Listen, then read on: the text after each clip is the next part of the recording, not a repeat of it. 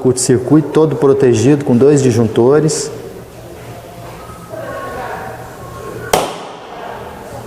Aí vocês podem perceber o barulho e as características dos condutores.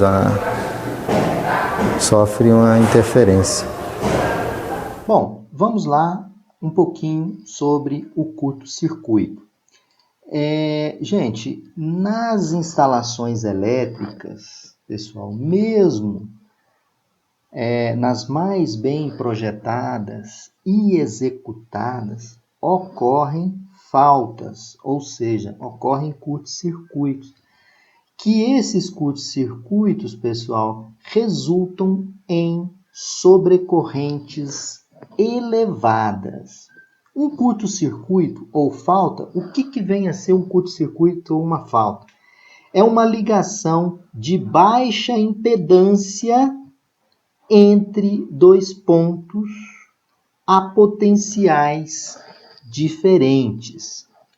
No instante do curto-circuito, a corrente pode ser maior que 10 vezes a corrente nominal do meu circuito.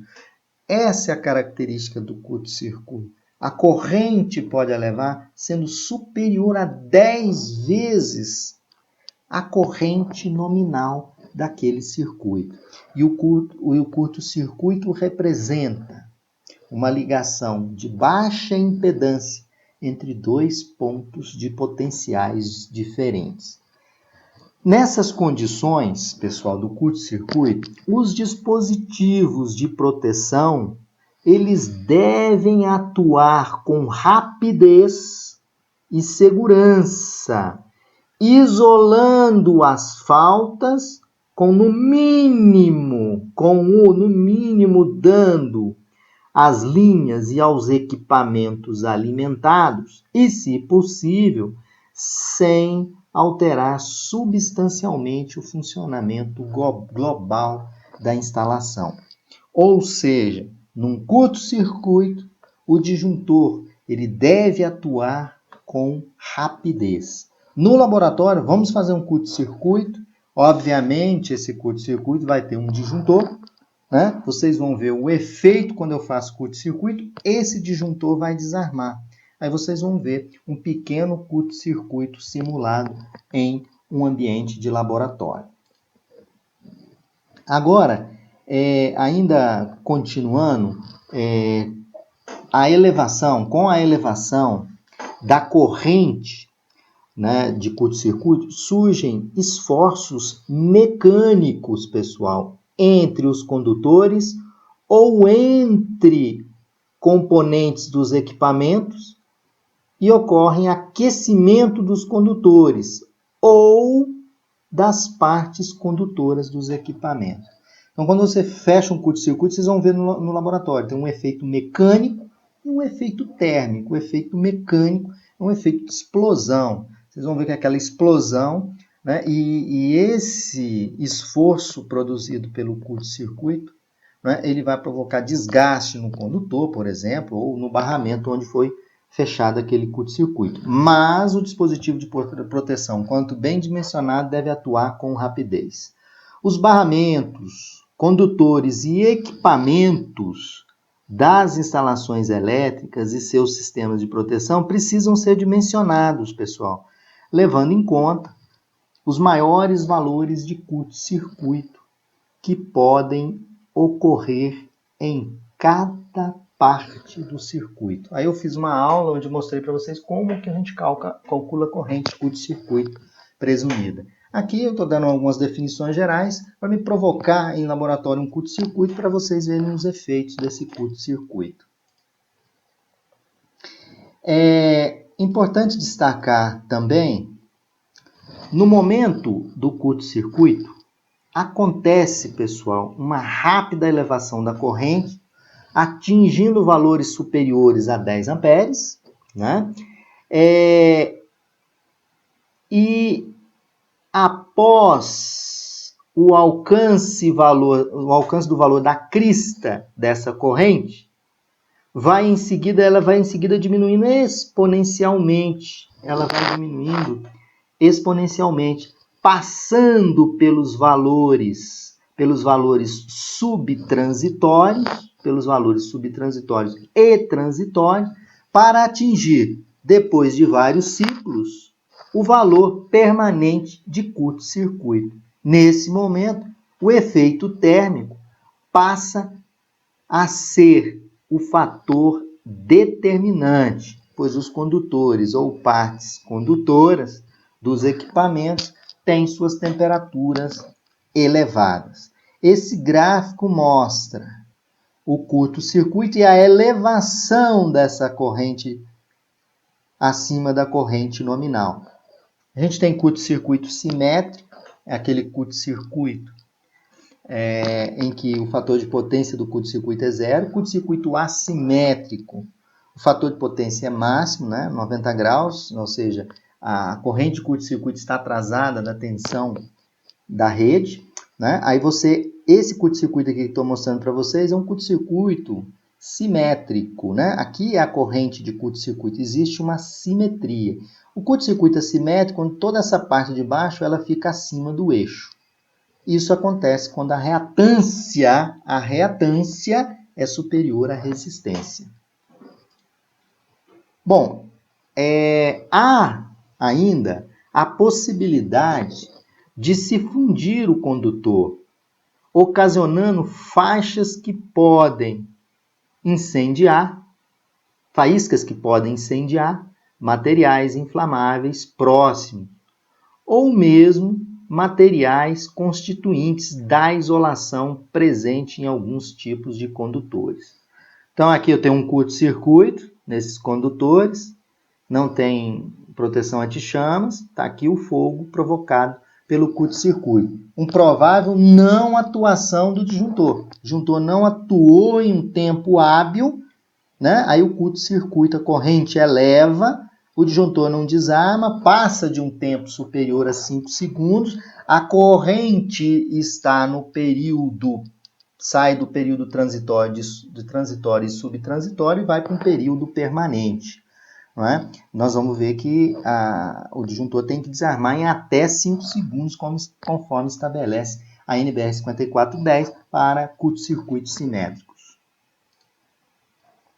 Bom, agora eu vou mostrar para vocês uma parte relativa a 5410, que é a integral de Joule.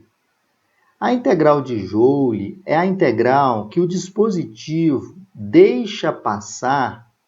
Ela deve ser inferior ou igual à integral de Joule necessária para aquecer o condutor, desde a temperatura máxima para serviço contínuo até a temperatura limite de curto-circuito, o que pode ser indicado pela expressão que eu vou mostrar aqui para vocês, onde eu estou passando o mouse. A integral de Joule de 0 a tt é igual a corrente ao quadrado dt, ela deve ser menor ou igual a constante k ao quadrado, s ao quadrado, onde s ao quadrado é a seção transversal do condutor em milímetro. K é uma constante que vai depender do tipo de condutor que está sendo utilizado. Então, essa integral de Joule, pessoal, ela deve ser menor ou igual à energia que o condutor pode deixar passar. Qual a energia que o condutor deixa passar? Sem que provoque aquecimento e dano nesse condutor. K ao quadrado vezes S ao quadrado. Onde a integral de 0 a t de I ao quadrado dt é a integral de Joule que o dispositivo de proteção deixa passar. É o que ele vai deixar passar em amperes quadrados por segundo, que é essa integral, ampere ao quadrado por segundo. K ao quadrado vezes S ao quadrado, pessoal, essa sim é a integral de Joule capaz de elevar a temperatura do condutor desde a temperatura máxima para serviço contínuo até a temperatura de curto-circuito supondo-se um aquecimento adiabático do meu condutor. O valor de K, ele é indicado na tabela a seguir, que eu vou mostrar para vocês. E S é a seção do condutor em milímetro quadrado. Então, qualquer condutor tem que respeitar a integral de Joule, vai ter que respeitar a integral de Joule, que eu estou passando o mouse, do condutor, que é K ao quadrado, S ao quadrado, onde K ao quadrado é a constante, S ao quadrado é a seção transversal do condutor elevada ao quadrado. Então, a integral de Joule, de 0 a t, da corrente ao quadrado dt, tem que ser menor ou igual à constante do cabo ao quadrado vezes a seção do condutor ao quadrado. Isso é muito importante, né, de se observar. A constante do condutor, K, ela é dada por essa tabela, que é a tabela 30. Essa tabela foi extraída da NBR 5410, onde vocês têm aqui isolação do condutor, como na aula de condutor tem o condutor de policloreto de vinila, o condutor de EPR ou XLPE. Aqui eu tenho seção menor ou igual a 300 milímetros quadrados, maior do que 300 milímetros quadrados. Aqui eu tenho a temperatura. Tem uma temperatura inicial 70 graus, temperatura final 160 graus. Aqui, inicial, final, 70, 140. Aqui, inicial, final, 90, 250. 90 no regime contínuo, 250 de curto-circuito. Da mesma forma aqui, 70 graus regime contínuo para o cabo de PVC e 160 em limite de curto-circuito. Aqui eu tenho o material cobre e o valor da constante. K aqui é 115, né? É 115. Esse valor é ampere por milímetro quadrado, então é 115 ampere por milímetro quadrado. Aqui é 103, aqui 143. O alumínio, 76 a constante, 68 aqui e 94 aqui. Aqui, emendas soldadas em condutores de cobre, aí a constante 115. Eu vou fazer um exemplo para vocês, só lembrando, no próximo slide tem um exemplo, onde eu vou usar 115 a constante, um cabo de PVC normal, só que eu vou usar a seção 2,5 milímetro quadrado, trabalhando entre 70 em regime contínuo e 160 limite de curto-circuito. Aqui eu trago para vocês o seguinte, a norma diz o seguinte, para curtos-circuitos de qualquer duração em que a assimetria da corrente não seja significativa, ou seja, o curto-circuito não tem uma assimetria significativa, a assimetria significa que a corrente ela não tem uma simetria 100%, ou seja, a parte positiva e a parte negativa está um pouco mais acima e a parte negativa um pouco abaixo do eixo, né? Se essa simetria não for significativa, e para qualquer curto-circuito assimétrico, o que é um curto-circuito assimétrico? Um curto-circuito, e para curto-circuitos assimétricos de duração. Se esse curto-circuito for assimétrico, tiver uma simetria com duração de tempo maior ou igual a 0,1 segundo, menor ou igual a t, menor ou igual a 5 segundos.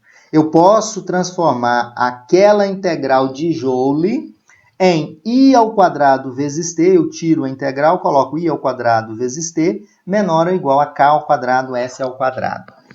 Então, eu posso converter aquela expressão nessa situação, para esses casos que estão apresentados aqui na NBR 5410, para curtos-circuitos de qualquer duração em que a assimetria da corrente não seja significativa, e eu posso considerar também para curtos-circuitos assimétricos com duração entre 0,1 segundos e 5 segundos. Onde I vai ser a corrente de curto-circuito presumida, ou seja, a corrente de curto-circuito máxima que aquele dispositivo vai suportar em amperes, é o valor eficaz, e T vai ser a duração duração do curto-circuito naquele instante que fechou. Qual é a duração do curto-circuito? Agora eu trago um exemplo só para a gente entender isso tudo.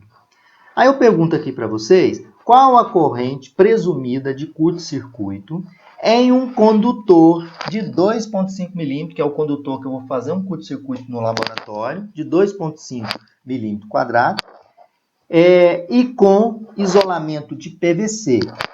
O tempo de duração da corrente de curto-circuito eu vou considerar um tempo de 4 segundos para vocês. Nesse caso, consultando a tabela anterior, o K é 115, cabo de PVC, regime contínuo 70 graus, limite de curto-circuito 160 graus. Então, aplicando a expressão I ao quadrado vezes T, tem que ser menor ou igual a K ao quadrado, S ao quadrado.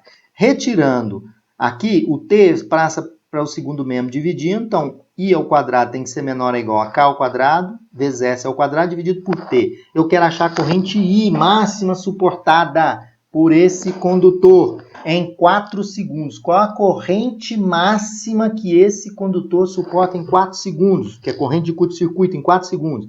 I tem que ser menor ou igual a raiz quadrada de K ao quadrado, S ao quadrado dividido por T. Substituindo os valores, então fica 115 ao quadrado vezes 2,5 ao quadrado dividido por 4. Tirando tudo isso, a corrente presumida de curto-circuito em 4 segundos, para esse condutor, ela vai ser menor ou igual a 143 amperes, 143,75 amperes. Então, essa corrente presumida, o dispositivo, qual é o dispositivo? É o condutor, né? E o disjuntor, eles suportam uma corrente menor ou igual a 143,75 em 4 segundos. Então, se esse tempo se alongar e o dispositivo não operar, o disjuntor não atuar, porque o disjuntor atua dentro desse tempo aqui, de 0,1 a 5 segundos. Ele tem que atuar rápido, senão essa elevação de temperatura vai atingir um valor superior ao limite máximo que o condutor permite. Então, para 4 segundos, esse condutor suporta uma corrente de curto-circuito de 143,75. Pessoal, dessa forma, eu agora vou mostrar para vocês, né, um exemplo prático de um curto-circuito em nossos laboratórios. A bibliografia utilizada na apresentação é a NBR 5410. Agora, vejam aí agora nos nossos laboratórios um curto-circuito, onde eu vou apresentar para vocês, nesse curto-circuito, o efeito térmico e o efeito mecânico.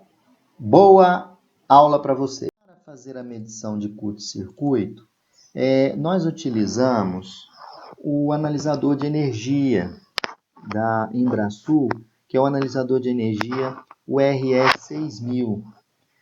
Nós configuramos esse analisador de energia para fazer coletas a cada 100 milissegundos, tempo suficiente talvez para a gente conseguir, né, fazer uma observação desse nível de corrente de curto-circuito, esse nível de corrente de curto-circuito. Aqui são o analisador, o modelo é o RE6000, tem aqui a garrinha de corrente e as garrinhas de tensão. E aqui nessa figura ao lado, vocês podem observar que nós fizemos um curto-circuito franco. Esse curto-circuito foi um curto-circuito provocado entre fase neutra. Para não deixar o circuito sem carga, nós conectamos uma lâmpada que tem uma corrente em torno de 0,2 amperes, uma lâmpada incandescente. Ao submeter a esse curto-circuito que vocês viram no vídeo anterior, qual foi o resultado que nós obtemos pelo analisador? No analisador, vocês podem observar que o que nós conseguimos verificar. Vocês podem observar aqui que antes do curto-circuito, eu medi uma tensão constante.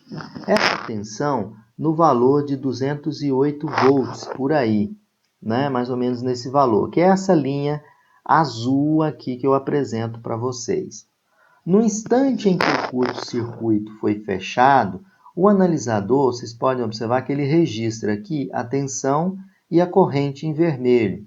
A corrente de curto-circuito, no instante em que o curto foi fechado, antes do fechamento do curto-circuito, eu tinha uma corrente praticamente nula do meu circuito. Não é? Quando se foi fechado o curto-circuito, vocês podem observar aqui o pico que eu tive de corrente. Esse pico de corrente, ele foi em torno de 27,65 amperes. Então, no momento que deu o pico do curto-circuito, né, onde eu fechei o curto-circuito, a tensão caiu a zero e a corrente tendeu ao valor de 27,65 amperes aproximadamente. Não é? Então, vocês podem observar que pela medição, o instrumento conseguiu captar essa medição, nós observamos que a corrente ela é superior a 10 vezes a corrente nominal do circuito. Lembrando que vocês viram que nós colocamos 2 disjuntores, né, em série para interromper esse curto-circuito. Então, na nossa análise, a corrente, a tensão antes do curto-circuito, 208 volts. Quando faz-se o curto-circuito, a tensão vai a zero, nesse azul aqui, que vocês podem estar vendo, a tensão faz isso, cai a zero. E a corrente tende a um valor de 65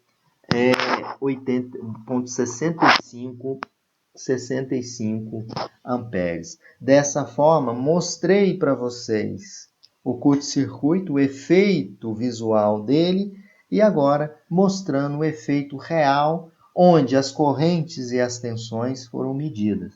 Esses valores são medidos em TRU-RMS pelo analisador de energia, ou seja, esses valores são muito precisos. Né? Então, eu tive uma corrente nesse curto-circuito de 27,65 amperes, superior a 10 vezes a corrente nominal desse circuito, que inicialmente é uma lâmpada, né, com uma corrente inferior a 0,2 amperes. Então, eu tenho uma corrente de curto-circuito franco, um curto-circuito franco, fase neutro, nesse valor que vocês estão observando aqui no gráfico. Os valores são medidos pelo analisador RE6000 em TRU-RMS. Ok? Então, um abraço a todos, pessoal, e obrigado pela atenção. E assim a gente fecha essa aula de curto-circuito.